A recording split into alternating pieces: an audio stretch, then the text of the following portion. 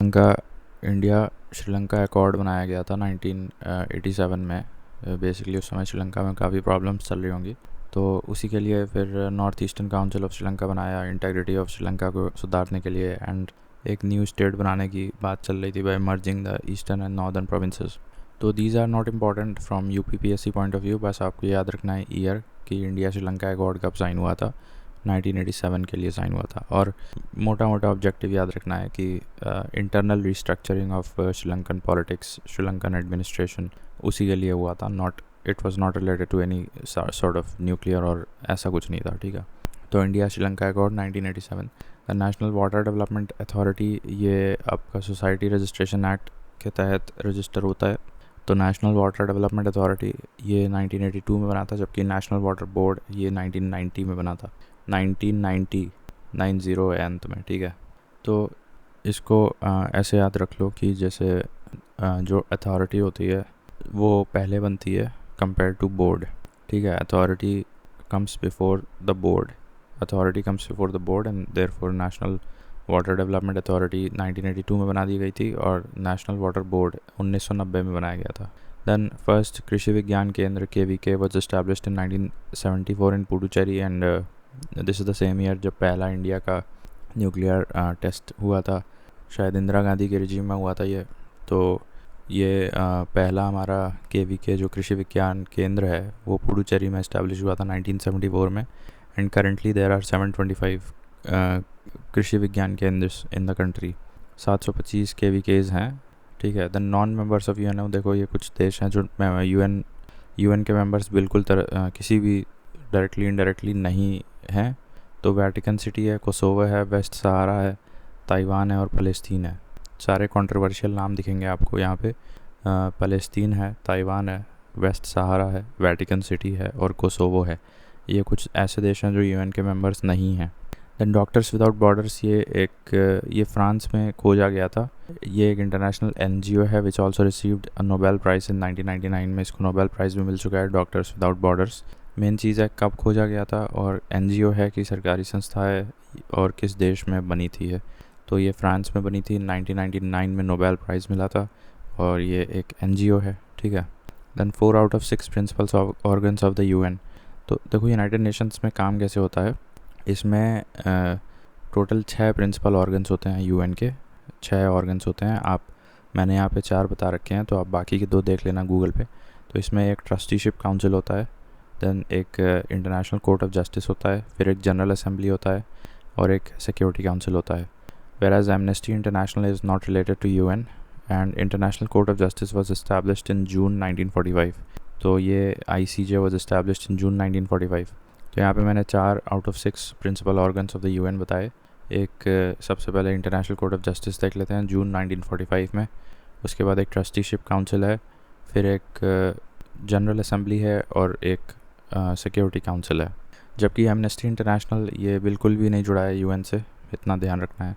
Then जजेस from India की तरफ से जजेस कौन हैं इंटरनेशनल कोर्ट ऑफ जस्टिस में currently? Dalveer Bhandari, Raghunandan Nagendra and BN Rao. अब देखो कोई एक भंडारी हैं और एक रघुनंदन है और एक BN राव हैं, ठीक है। तो ऐसे याद कर सकते हो, दलवीर भंडारी, रघुनंदन और BN राव ये इंडिया की तरफ से जजेस जो इंटरनेशनल कोर्ट ऑफ जस्टिस में हैं वो हैं। Then protection of civil rights act हमने बताया था, इसमें एक स्पेशल सेक्शन होता है, section 10A, that gives the power to state to impose collective fine. तो उसी तरह से एक और होता है सेक्शन 14A। सेक्शन 14A में क्या लिखा है? Of the protection of civil rights act 1955। So इसमें लिखा है protects the state's action done in good faith from prosecution. तो while 28 September 1993 was the day on which the Human Rights Act was passed, ठीक है। वो तो हमें याद है, सितंबर 1993 में मोटा मोटा याद रखते हैं हम लोग। लेकिन ये section 14A protection of civil liberty act, civil rights act 1955, that actually protect the state's actions done in good faith, ठीक है। तो ये भी याद रखना, एक तरह से स्टेट के लिए इम्यूनिटी प्रोवाइड करता है सेक्शन 14 है of the protection of civil rights act 1955। Okay, then Joyita Mondal ये वेस्ट बंगाल की पहली ट्रांसजेंडर जज थी, लेकिन कौन से कोर्ट में थी? तो लोक अदालत में थी। Okay, Joyita Mondal India's first transgender judge. India's first transgender judge. Then Rujira Kamboj की बात करें तो India's permanent representative to the UN है ये. एंड 4th of October 1977 की बात करें तो ये अटल Vajpayee became the first Indian to deliver a speech in Hindi at the UN Assembly. तो ये इंपॉर्टेंट तारीख याद रखनी है आपको. 4 अक्टूबर 1977 Atal Bihari Vajpayee became the first Indian to deliver a speech in Hindi at the United Nations Assembly. अब इसमें कौन सी बहुत बड़ी बात है, वहाँ पे तो सब ट्रांसलेशन व्यवस्था तो होगी वहाँ पे. Anyways, so 1977 4th of October Atal Bihari Vajpayee became the first Prime Minister to deliver a speech in Hindi in UN Assembly. अब टॉकिंग अबाउट UN फिर से एक बार बता दे रहे हैं. UN में 6 प्रिंसिपल ऑर्गन्स होते हैं जिसमें कि 4 हम यहाँ बता दे रहे हैं. ट्रस्टीशिप काउंसिल है, इंटरनेशनल कोर्ट ऑफ जस्टिस है जो कि जून 1945 में बना था, फिर एक जनरल असेंबली है और एक सिक्योरिटी काउंसिल है. इसके अलावा भी 2 प्रिंसिपल ऑर्गन्स हैं, वो देख लेना गूगल पे. इसके बाद ये सेफ CR क्या है, ये Spanish, Arabic, French, English, Chinese, Russian are the official languages. अच्छा ये निमोनिक है, ठीक है. तो official languages, now we are still talking about UN and their official languages. तो it recognizes safe CR as the official language of UN. तो उसमें Spanish आता है, फिर अरबिक आता है, Spanish, Arabic, French, English and Chinese and Russian. So these are the official languages at UN. अब ये एक पर्सन है U Thant from Burma. He served as the longest UN Secretary General. The first Secretary General was Lai from Norway and current is Antonio Guterres from Portugal. तो current में आपको याद रखना है पोर्चुगल के एंटोनियो गुटेरेस हैं और and he is from Portugal. और पहले सेक्रेटरी कौन थे, पहले सेक्रेटरी जनरल कौन थे UN के? The first Secretary General was Lai from Norway and currently Antonio Guterres हैं, and longest serving Secretary General at UN was Hugh Thant from Burma. Then first African to become UN Secretary General was Boutros. ये पहले African है जो कि UN Secretary General के पद पे पहुंच गए थे. बोट्रोस नाम है इनका, BOUTROS, बोट्रोस. फिर 3 एसोसिएटेड ऑफिसर्स ऑफ UN हम बता दे रहे हैं, जैसे एक UNTOC है आपका और UNCAC है और एक ODC है. अब देख लो ये क्या है कि ये तो हम समझ गए थे UN office on drugs and crime है, ये UN कन्वेंशन अगेंस्ट करप्शन है और ये है UN convention against transnational organised crime. तो TOC का फुल फॉर्म होता है ट्रांसनेशनल ऑर्गेनाइज्ड क्राइम. अब देखिए इसमें क्या लिखा है, ट्रांसनेशनल ऑर्गेनाइज्ड क्राइम के लिए UNTOC बना रखा है, UNTOC. Then UNCAC है, Convention Against Corruption. Now it is the only legally binding universal anti-corruption instrument. It includes a provision on returning of assets of rightful owners. तो एक legally binding universal anti-corruption instrument है ये, and it is the only universal anti-corruption instrument which is legally binding and also includes a provision of returning of assets to the rightful owners. ठीक है, that is UNCAC, UN Convention Against Corruption. Then we have UNODC office, UN Office on Drugs and Crime. So it oversees the implementation of both the UNTOC and the UNCAC. ठीक है, तो Drugs and Crime वाला office जो है, that is Office on Drugs and Crime, that oversees the implementation of UNCAC as well as UNTOC, that is Transnational Organized Crime. तो ये 3 associated bodies हैं UN की. Then Henry Lefebvre he introduced the concept of right to city in 1968, and Henry Lefebvre introduced the concept of right to city in 1968. I think 1968 is the same year in which the first Lokpal bill was presented. Then Henry Lefebvre laid stress on sustainable urbanization, extending access to human rights. UN Habitat monitors the commitments made by each country in this regard. So UN Habitat monitors the commitments made by each country in this regard, whereas Henry Lefebvre was the first to bring the concept of right to city in 1968 and laying stress on sustainable urbanization. Then UN Habitat is currently the office which monitors the commitments made by each country in this regard. In what regard? In sustainable urbanization. Now for UNSC, United Nations Security Council decision on procedural matters, there should be 9 affirmative votes of its members including 5 votes of permanent members.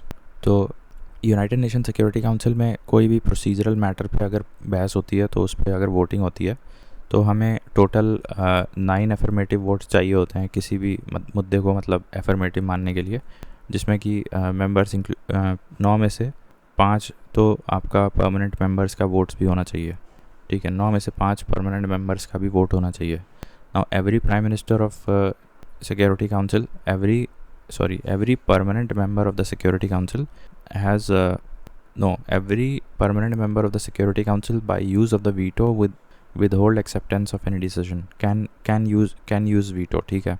तो every prime minister of the security council has a veto power, and thus and even one member can withhold acceptance of any decision in the security council. The word veto is given in the article 27 of the UN Charter, ठीक है। Okay, then we have this point, the draft of the United Nations Charter, अभी मैंने बताया article 27 of the UN Charter describes the term veto, ठीक है। Then the draft of the United Nations Charter was finalized in June 1945. San Francisco में ये draft हो गया था when 50 nations signed the charter. Poland was not present there and ratified the charter later on October 24th as the 51st member, and thus the United Nations organization came to force on 24th of October 1945 and it is celebrated as the UN Day. तो San Francisco में पहली बार जो हमारा draft था United Nations charter का, तो पहली बार उसको जून 1945 में 50 नेशंस ने सैन फ्रांसिस्को में मिलके साइन किया था, रेटिफाई किया था। हालांकि Poland became the 51st member to ratify that charter on 24th of October 1945, a little later. So and thus came the United Nations organization to force, and thus we celebrate 24th October 1945 as the UN Day. Then 10 non-permanent members भी होते हैं apart from 5 permanent members. तो मैंने ऊपर बताया था कि security council में कोई भी प्रोसीजरल मैटर के लिए वोटिंग जो हम लोग देखते हैं उसमें 9 अफर्मेटिव वोट्स होने चाहिए, जिसमें कि 5 वोट्स परमानेंट मेंबर्स के होने चाहिए, और ठीक है। हालांकि हर परमानेंट मेंबर के पास एक वीटो पावर दे रखा है सिक्योरिटी काउंसिल में, ठीक है। Veto has been defined in the article 27 of the UN charter. तो उसके अलावा मतलब 5 परमानेंट मेंबर के अलावा 10 नॉन परमानेंट मेंबर्स भी होते हैं who are elected on regional basis for a term of 2 years। 2 साल के लिए नॉन परमानेंट मेंबर्स भी रीजनल बेसिस पे इलेक्ट किए जाते हैं। Now coming to the constitutional amendments, जो इम्पॉर्टेंट है वो बता दे रहे हैं। जैसे पार्ट 20, अभी मैंने पार्ट 20 में ये आर्टिकल 368 है, दैट इज़ यही तो आर्टिकल है जिससे कि आप कॉन्स्टिट्यूशन अमेंड कर सकते हैं, ठीक है। तो ठीक है, पार्ट 20 में हमारा दे रखा है ये कॉन्स्टिट्यूशनल अमेंडमेंट का प्रोसीजर आपका आर्टिकल 368 में दे रखा है, जो कि पार्ट 20 में आता है। Now there are 3 ways of doing constitutional amendment. एक सिंपल होता है, एक स्पेशल होता है, और एक स्पेशल अलॉन्ग विद रेटिफिकेशंस होता है। 3 तरीके होते हैं कॉन्स्टिट्यूशन के अमेंड करने के, simple, special and special plus ratifications. Now all constitution amendment bills need to be passed by both the houses of the parliament separately through special majority.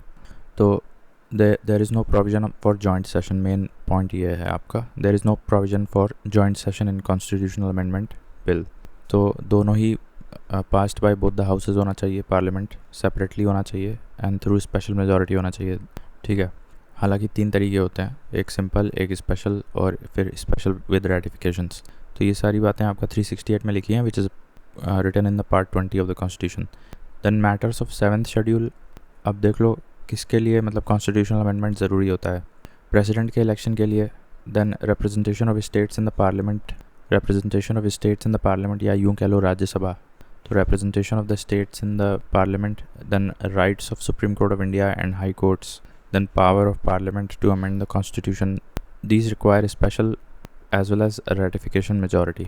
तो मैं फिर से बता रहा हूँ, 7th शेड्यूल हो गया, 7th शेड्यूल हो गया, इलेक्शन टू द प्रेसिडेंट हो गया, representation of states in the Rajya Sabha या representation of states in the parliament कह लो, then supreme court of India या फिर हाई कोर्ट ऑफ इंडिया की पावर्स या राइट्स कह लो, और power of parliament to amend the constitution. ये सारे जो मुद्दे हैं, इनसे जुड़े अमेंडमेंट्स करने के लिए आपको special majority as well as ratification from the states की ज़रूरत पड़ेगी। However there are certain changes in the constitution that can be brought through simple majority which are not counted under 368. These are like establishment of new states, then alteration of names या alteration of area or boundaries of the states. तो इनके लिए आपको simple majority चाहिए, या creation और abolition of second chamber of the states as well as citizenship. तो इनके लिए आपको 368 वाला अमेंडमेंट नहीं चाहिए। 368 वाला अमेंडमेंट कहाँ पे चाहिए? और 368 वाला अमेंडमेंट भी 3 तरीके से होता है, एक सिंपल, एक स्पेशल प्लस रेटिफिकेशन। तो 368 वाला अमेंडमेंट और वो वाला स्पेशल प्लस रेटिफिकेशन वो कहाँ पे चाहिए? इन मुद्दों में चाहिए, जब आपको 7th शेड्यूल में बदलाव करना हो, इलेक्शन टू द प्रेसिडेंट के केस में कोई मुद्दा हो, then representation of state in the parliament हो, then rights of supreme court of India या फिर हाई कोर्ट हो, या फिर power of parliament to amend the constitution हो। तो इन सारे मुद्दों में आपको स्पेशल प्लस रेटिफिकेशन के ज़रिए से कॉन्स्टिट्यूशनल अमेंडमेंट करना, ठीक है। लेकिन कुछ ऐसे भी हैं मुद्दे जिनमें आप सिंपल मेजॉरिटी से कर सकते हो, जैसे ऑल्टरिंग द नेम, एरिया और boundary of a state. Citizenship issues पे आप कर सकते हो, creation of the second chamber in the state legislature पे आप कर सकते हो, या इस्टेब्लिशमेंट ऑफ न्यू स्टेट्स में भी आप सिंपल से कर सकते हो, ठीक है। अब हम देखते हैं फ़िलहाल सबसे जो लेटेस्ट कॉन्स्टिट्यूशनल अमेंडमेंट एक्ट है वो 105 है, और ये बेसिकली ये बोलता है कि the states can maintain their own list of OBCs, the states can maintain their own state list of OBCs। Now amending clause 1 and clause 2 and adding a new clause 3 in article 342A। तो ये important नहीं है, आपको बस main ये line याद रखनी है कि 105th कॉन्स्टिट्यूशनल अमेंडमेंट एक्ट क्या बोलता है, the states can maintain their own list of OBCs, ठीक है। अब हम टेबुलर फॉर्म में आ जाते हैं। देखो राइट फ्रॉम द बिगिनिंग हम लोग देख लेते हैं। तो फर्स्ट अमेंडमेंट 1951 हम पढ़ चुके हैं, ये 9th शेड्यूल के बारे में बात करता है, and 31A and 31B article जो है ये हमारा ऐड किया गया था फर्स्ट अमेंडमेंट के द्वारा, which commonly brought for agrarian land reforms के लिए हमारा पूरा फर्स्ट कॉन्स्टिट्यूशनल अमेंडमेंट एक्ट ले आया गया था 1951, जो 9th शेड्यूल बनाया और 31A और 31B ऐड किया था। 42nd 1976 ये मिनी कॉन्स्टिट्यूशन बोलते हैं इसको। Then 52nd constitutional amendment act 1985 that is anti defection law. 61st 1988 में ये reduce the voting age from 21 to 18 years, ठीक है। Then 69th constitutional amendment act 1991, ये आपका 1991 ईयर इंपॉर्टेंट है, इसमें दिल्ली को NCT स्टेटस दिया गया था। Then 81st constitutional amendment act 2000, protection of SC/ST reservation in filling backlog vacancies, ये बहुत इंपॉर्टेंट है। तो SC/ST को रिजर्वेशन दिया जाएगा even while filling the backlog vacancies, protection of SC/ST reservation in filling backlog vacancies. तो that is given in article 81, sorry amendment number 81 2000। फिर 83rd वाला भी 2000 में आया था, that is no reservation for SCs in Arunachal Pradesh. तो अरुणाचल प्रदेश में शेड्यूल कास्ट को कोई रिजर्वेशन नहीं मिलेगा, ठीक है, अरुणाचल प्रदेश में। Very important act, very important amendment act, ठीक है। 83rd constitutional amendment act 2000, Arunachal Pradesh में शेड्यूल कास्ट को कोई रिजर्वेशन नहीं मिलेगा। Then 86th constitutional amendment act 2002, it added article 21 that is right to free and compulsory education. Then 91st 2003 it added 361B and amended the article 75 as well as 164. Now it restricted the size of the council minister to 15% of the size of the House of the People or the Legislative Assembly in case of state, ठीक है। तो ये भी पूछ सकता है कि आपका 91st कॉन्स्टिट्यूशनल अमेंडमेंट एक्ट जो आया था 2003 में आया था, और सन 2000 में कौन से आए थे? एक तो 81st आया था और एक 83rd आया था, ठीक है। 81st एंड 83rd आपका 2000 में आए थे।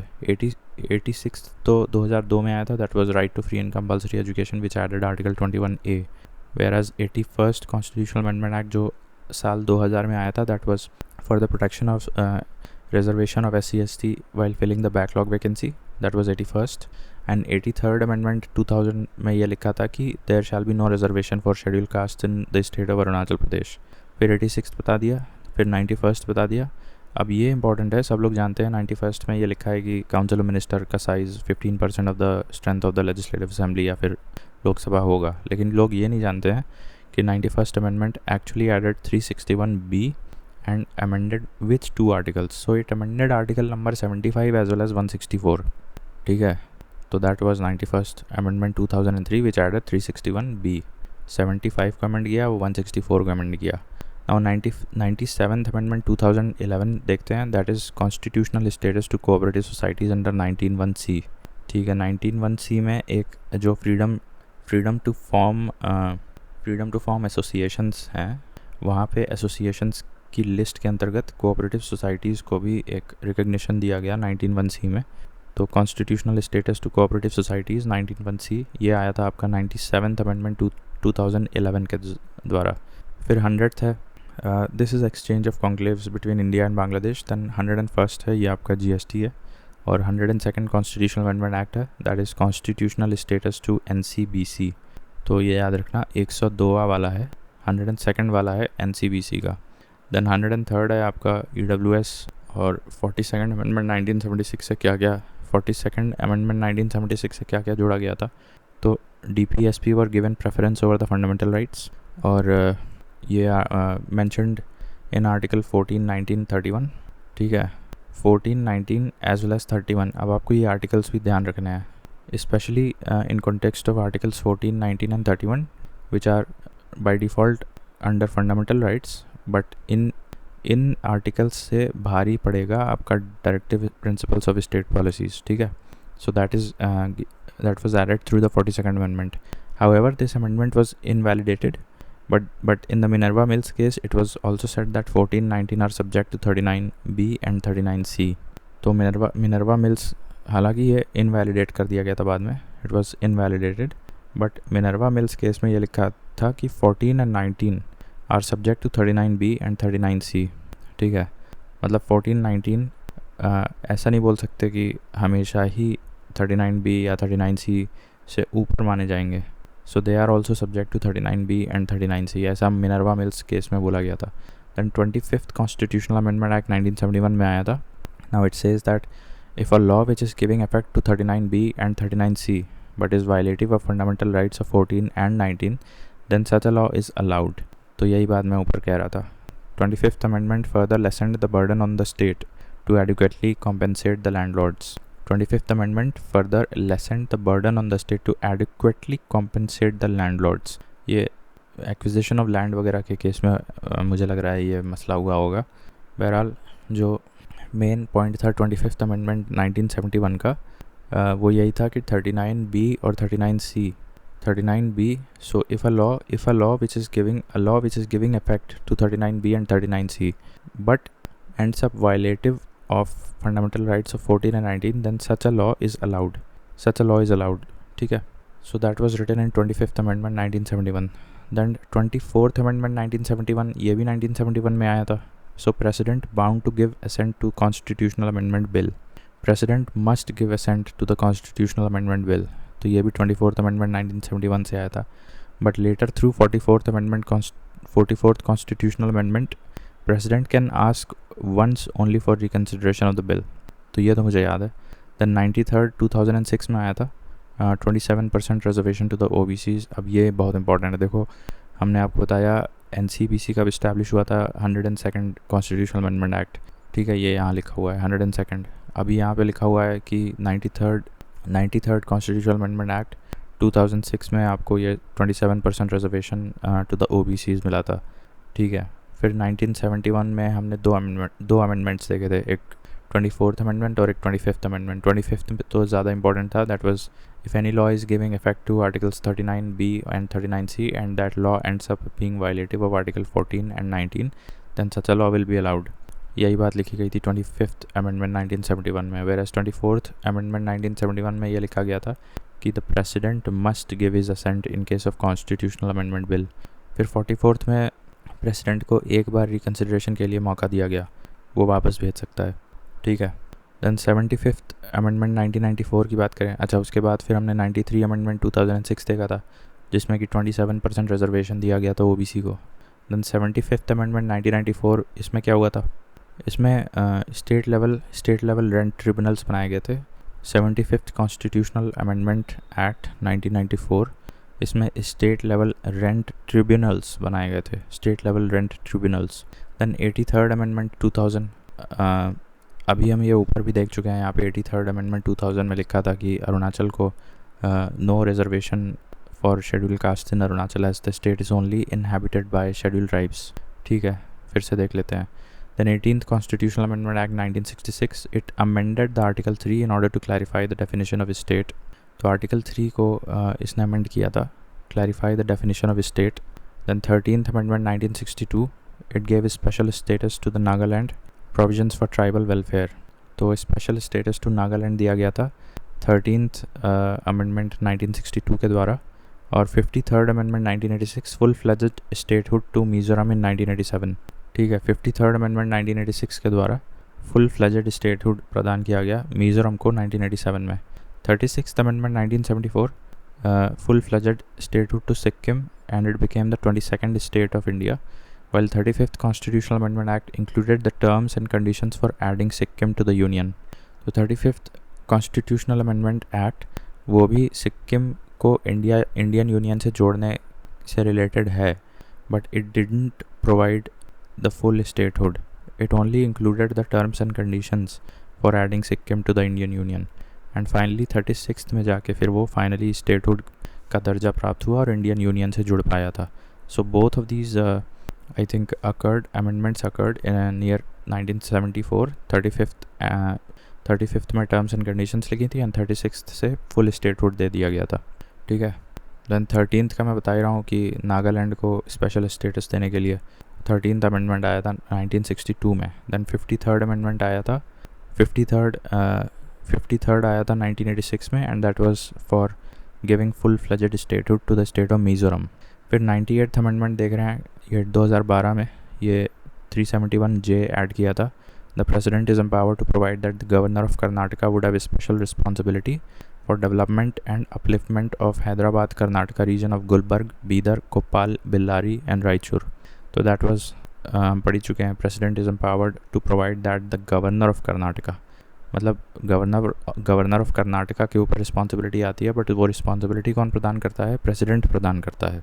तो the president is empowered to provide that the governor of Karnataka would have a special responsibility for the development of Hyderabad Karnataka regions, backward regions of Gulbarg, Bidar, Koppal, Bellary and Raichur।